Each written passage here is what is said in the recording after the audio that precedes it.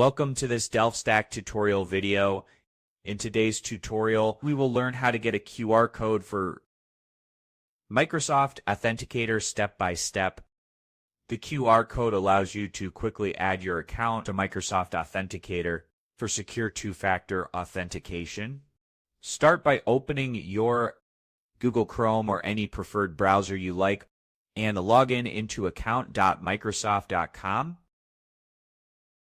After you have logged in, go to Security tab on your left side and select Manage How I Sign In.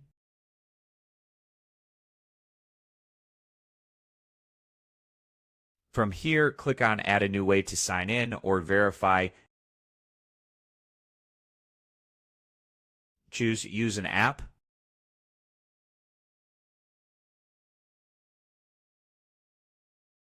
And from here, click on Set up a different Authenticator app. And that's it.